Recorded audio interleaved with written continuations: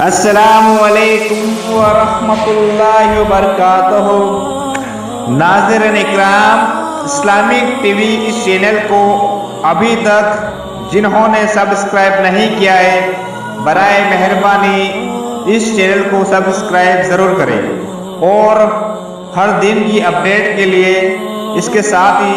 ایک بیل، ایک گھنٹی کا نشان آئے گا، اسے آپ ضرور پریس کریں اور اسے دبا کر آپ ہمارے ساتھ تعاون فرمائیں۔ اللہ کے دین کی دعوت اور لوگوں تک پہنچانے کے لیے اس ویڈیو کو ضرور لائک، شیئر، کمنٹ اور سبسکرائب کریں۔ آپ کے اس چینل کو اور بہتر بنانے کے لیے آپ کا ساتھ ضروری ہے۔ اور مزید ویڈیوز کو دیکھنے کے لیے آپ ہمارے یوٹیوب چینل کو سبسکرائب کریں۔ فجزاکم اللہ خیرا۔ الحمدللہ رب العالمین والصلاة والسلام علی رسولہ الکریم وعلی آلہ واصحابہ اجمعین۔ قرآن مجید اللہ رب العالمین کا کلام ہے، اور یہ انسانوں کے مخلوق کے کلام سے بہت ہی عظیم اور بہت ہی اونچا مقام رکھنے والا، اور اللہ رب العالمین کا کلام اللہ تمام مخلوق پر جس طرح اللہ رب العالمین کی فضیلت، اس کی عظمت، اس کی بڑائی اور اس کی کبریائی موجود ہے، اسی طرح سے دنیا کے تمام کلام پر اللہ رب العالمین کے کلام کا فضل و کرم اور اس کی عظمت اور اس کی شان اسی طرح اونچی اور بلند ہے۔ تو قرآن کریم کی تعظیم اللہ رب العالمین کے نازل کرنے والے کی تعظیم کرنا ہے۔ اللہ تعالیٰ فرماتا ہے قُلْ لَئِنِ اجْتَمَعَتِ الْإِنسُ وَالْجِنُّ عَلَىٰ أَن يَأْتُوا بِمِثْلِ هَٰذَا الْقُرْآنِ لَا يَأْتُونَ بِمِثْلِهِ وَلَوْ كَانَ بَعْضُهُمْ لِبَعْضٍ ظَهِيرًا۔ سورہ اسراء آیت نمبر 88۔ اگر سارے انسان اور جن سب کے سب اس بات پر جمع ہو جائیں کہ اس قرآن جیسا کوئی نمونہ لا کے پیش کریں،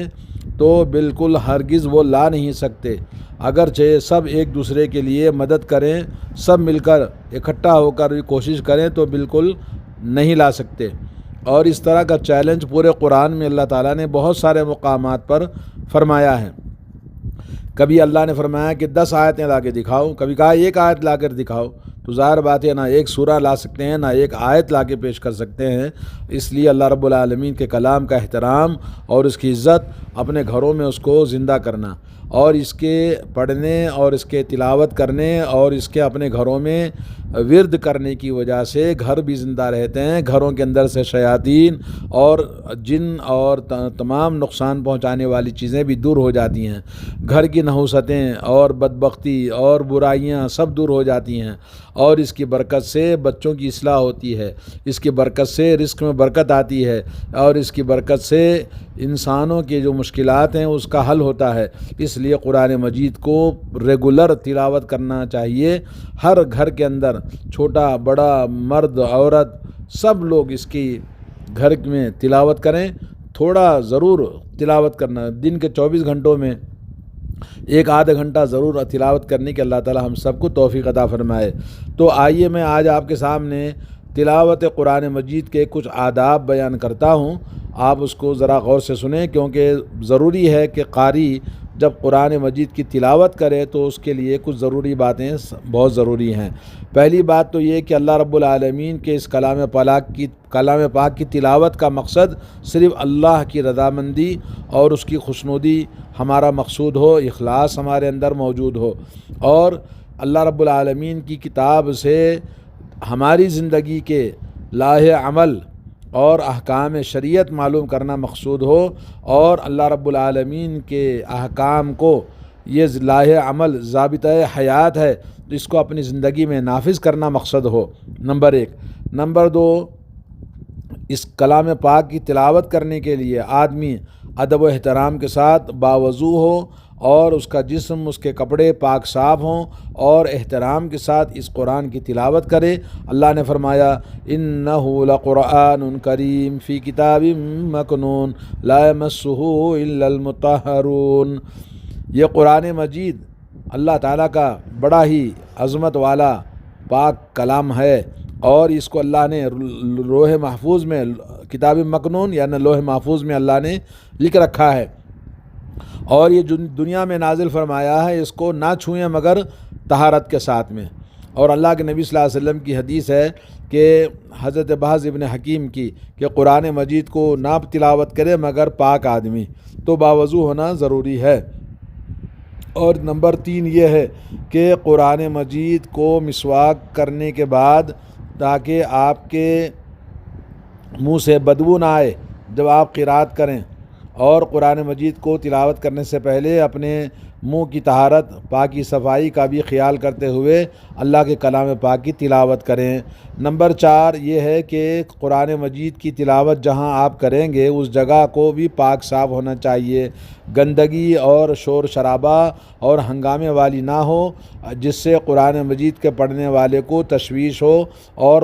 پڑھنے والا ایسی بدبودار جگہ پہ قرآن مجید کی تلاوت نہ کرے جہاں سے اللہ کا کلام کی خوشبو بدبو دنیاوی گندگیوں کے اندر ملوث نہ ہو۔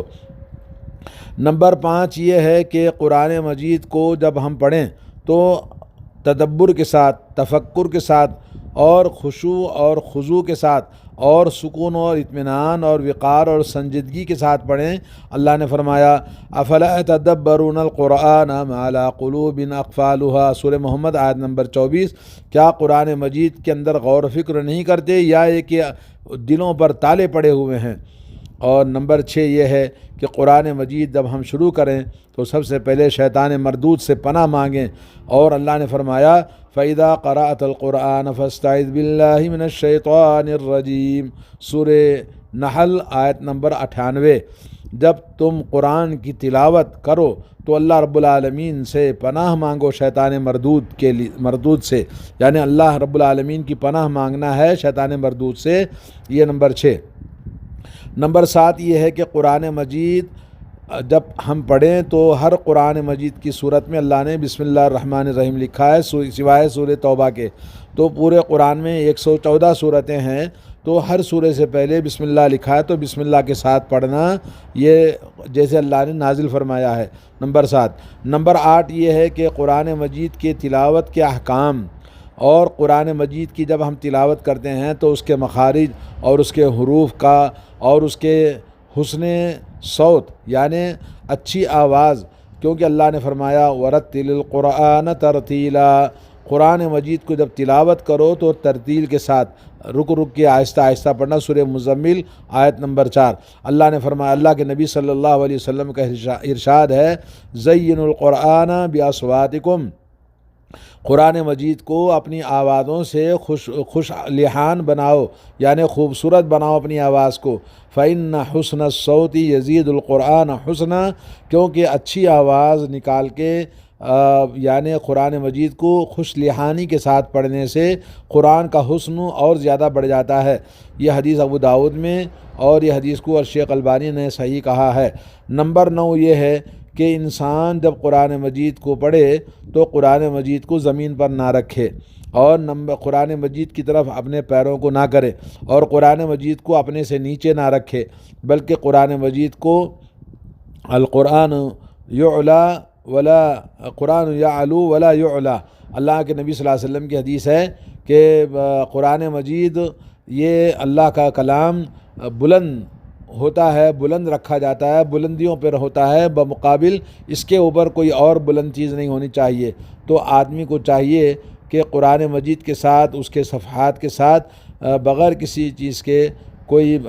فضول حرکتیں نہ کریں، جیسے بعض لوگ قرآن مجید کو پکڑ کے ہلاتے رہتے ہیں، پکڑ کے اس کو یہ کر کوئی کھیل کود نہ کرے۔ جی نمبر 10 یہ ہے کہ قرآن مجید جب ہم تلاوت کریں تو ہمارے اندر اللہ رب العالمین کا کلام خشوع اور خضوع ہونی چاہیے، ادب، اللہ کا خوف ہونا چاہیے، اور اسی طرح سے قرآن مجید کی تلاوت کو سنیں تو بھی اسی طرح سے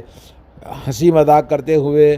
جوائیں لیتے ہوئے، یا ایک کپڑوں سے کھیل کود کرتے ہوئے، یا کہ پیروں کو ہلاتے ہوئے، اور اسی طرح سے انگلیوں کو توڑتے ہوئے، اسی طرح سے بیچ بیچ میں ادھر ادھر کی باتیں بیکار کی ہنسی مذاق کرتے ہوئے لاپرواہی کے ساتھ نہیں، بلکہ پورے اہتمام کے ساتھ ہم تلاوت کریں۔ نمبر 11 یہ ہے کہ قرآن مجید کو جب ہم تلاوت کریں تو اس میں اس بات کا خیال رکھا جائے کہ قرآن مجید کو پوری طرح سے یعنی قرات کریں، تلاوت پوری طرح سے کریں، اور باوضو ہو کر، اور قرآن مجید کو چھونے میں اور پڑھنے میں پورا مکمل ادب و احترام کا خیال رکھا جائے۔ اور قرآن مجید اگر پڑھتے ہوئے دل اکتا جاتا ہے تو جوائیں آنے لگتی ہے، تو اس وقت میں اعوذ باللہ من الشیطان الرجیم پڑھے، اس لیے کہ شیطان یہ نہیں چاہتا کہ جب آپ تلاوت کریں تو آپ کی تلاوت سے اس کو تکلیف ہوتی ہے، تو اس لیے اگر ایسا ہوتا ہے کسی کو پڑھتے پڑھتے اکتا جاتا ہے طبیعت اور جوائیں آنے لگتی ہے، تو اعوذ باللہ من الشیطان الرجیم یہ شیطان کی طرف سے ہے۔ نمبر 12 یہ ہے کہ قرأت تلاوت میں اور جب اگر نیند آنے لگے تو قرآن مجید کے الفاظ اور حروف جو ہے آپ کی زبان سے بڑبڑانے لگیں تو اس وقت میں آپ تلاوت کو روک دیں جی۔ اور جو سورہ ہمیں یاد ہے، نمبر 14 یہ ہے کہ اگر ہمیں جو سورہ یاد ہے، قرآن مجید یاد ہونے کے باوجود قرآن مجید کے الفاظ کو دیکھ کر تدبر کے ساتھ پڑھنا زیادہ اجر و ثواب ہے، کیونکہ اس میں دونوں عبادتیں آ جاتی ہیں، ایک تو قرآن مجید کی تلاوت کرنے کا، دوسرا دیکھ کر پڑھنے سے تدبر تفکر بھی پیدا ہو جاتا ہے، اور تلاوت عبادت ہے اور دیکھ کرنا قرآن کریم میں وہ بھی عبادت ہے۔ اور نمبر 15 آخر یہ ہے کہ قرآن مجید ہم پڑھتے ہیں تو ہماری سمجھ میں جو بھی آئے اللہ تعالیٰ کے احکام جس کا کرنے کا اللہ نے حکم دیا ہے تو اس کو کرنے کی کوشش کریں، اور اللہ رب العالمین نے جن چیزوں کو منع کیا، حرام کیا، ناپسندیدہ اللہ تعالیٰ کے پاس ہیں تو اس سے اپنے آپ کو باز آ جائیں، اور اللہ تعالیٰ کے حدود جہاں ہمیں کھڑا ہونا ہے وہیں کھڑے ہو جانا چاہیے، آگے نہیں بڑھنا چاہیے۔ جیسے بہت ساری جگہوں پہ اللہ نے فرمایا تلک حدود اللہ، یہ اللہ کے حدود ہیں، تو اللہ تعالیٰ کے حدود کا ہم خیال رکھیں۔ حضرت عبداللہ بن عمر رضی اللہ تعالیٰ عنہ فرماتے ہیں، ہم زمانے میں کچھ دن قرآن مجید کے ساتھ اپنا وقت گزارا، اور ہم میں سے قرآن مجید سے پہلے ہم اپنے ایمان کو لے آتے اور ایمان کو درست کرتے، اور سورہ قرآن مجید کی جو نازل ہوتی تھیں اس کے حلال اور اس کے حرام کو جاننا، اور اس کے اوامر جو حکم کرنے کے ہیں ان کو معلوم کرنا، اور جس سے اللہ نے قرآن نے منع کیا جس میں وعیدیں موجود ہیں ان کو بھی جاننا پہچاننا، اور اسی طرح سے اللہ رب العالمین کے جو حدود ہیں ان کو ہم اس کا خیال رکھیں۔ اور حضرت عبداللہ بن عمر کہتے ہیں کہ ہم نے لوگوں کو دیکھا کہ ایمان سے پہلے قرآن مجید کو وہ اچھی طرح سے پڑھتے تھے، یعنی ایمان کا ایک حصہ قرآن مجید، پورا قرآن ایمان ہے، پورا قرآن اللہ کی توحید ہے، پورا قرآن اللہ رب العالمین کا کلام پاک دنیا اور آخرت کی تمام بھلائیوں سے بھرا ہوا ہے۔ وَنُنَزِّلُ مِنَ الْقُرْآنِ مَا هُوَ شِفَاءٌ وَرَحْمَةٌ، یہ قرآن مجید اللہ نے فرمایا کہ اللہ کی رحمت ہے اور یہ شفا ہے، روحانی امراض، جسمانی امراض، ظاہری امراض، باطنی امراض، سب کے لیے قرآن مجید کی یہ تلاوت علاج ہے، گھر کی ساری پریشانیوں کا وہ علاج ہے، زندگی کی ہر مشکل کا وہ علاج ہے، اور ذلت اور رسوائی سے سربلندی کا علاج ہے، اور قرآن مجید ہی ہمارا مقصد حیات اور زندگی کا یہی ضابطہ حیات ہے کہ ہم قرآن مجید کو پڑھیں۔ اللہ تبارک و تعالیٰ سے دعا ہے کہ اللہ تبارک و تعالیٰ ہم تمام کو قرآن مجید کا اہتمام کے ساتھ پڑھنے اور اس کے کلام پاک کو سمجھنے اور عمل کرنے کی توفیق عطا فرمائے۔ السلام علیکم ورحمۃ اللہ وبرکاتہ۔